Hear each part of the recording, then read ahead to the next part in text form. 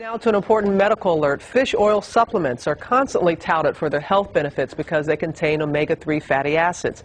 But a new lawsuit contends they may contain something else too, PCBs, industrial chemicals that were banned back in the 1970s because they cause cancer and birth defects.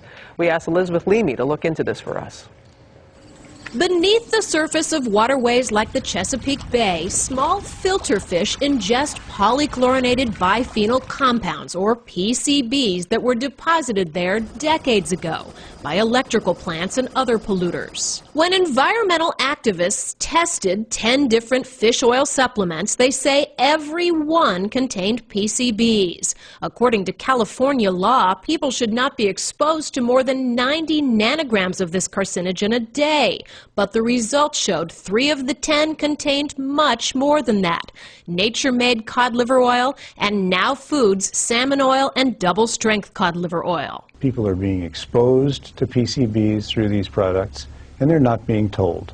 Attorney David Rowe filed suit against 8 big fish oil producers and retailers, including CVS, GNC, Omega Protein, and Rite Aid. The industry is aware of possible PCB contamination. Some supplements even come with labels saying PCBs have been removed. You can protect yourselves by shopping for the ones with the lowest levels. CVS, Rite Aid, and Omega Protein all declined to comment on the lawsuit. Solgar didn't respond in time, and GNC, Now Health Group, Twin Lab, and Pharmavite, maker of Nature Made, all said their fish oil supplements pass strict tests and comply with all state and federal laws.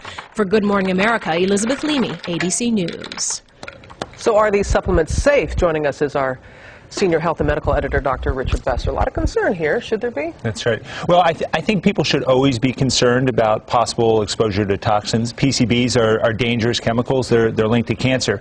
But I wouldn't overreact to this. This is a lawsuit. It had very minimal testing that was done, one sample from each product, and they found some elevated levels. But these levels are above the threshold for California for labeling, but they're not above the threshold that the World Health Organization would say is dangerous to your health. So that's a little bit different there. Right, that's a little bit different indeed. So you think the health benefits of this, the fatty acid, outweighs the risk? Well, there's clearly a lot of data to show that these products are important for people who have heart disease. If you've had heart attacks, if you have heart failure, they will greatly reduce the likelihood you're going to die from those diseases.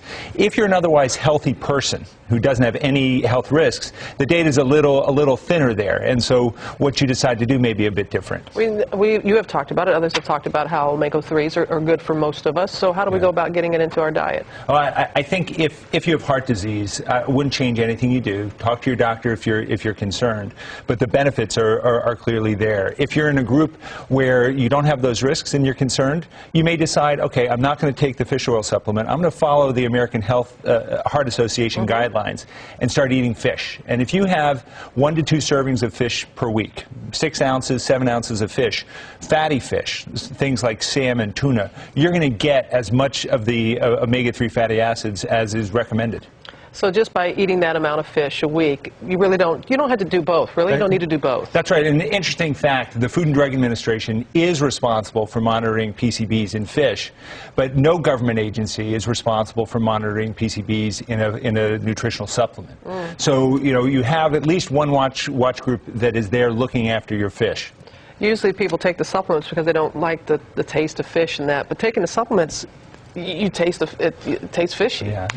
If you're not a fish eater and you really can't stomach fish, you are going to have to go for a supplement if you're in one of those high-risk groups. And there, talk to your doctor about which products might be most beneficial. I think more testing has to be done before you can say that. One sample out of a bottle may not tell you over the long haul which product is really going to put you at greater exposure to those PCBs. But right now, I wouldn't change much of what I was doing. Okay, Rich, thanks so much. Appreciate you coming in. And you can get more information about fish oil, what's good, what's not, from Dr. Rich Besser at our website, abcnews.com.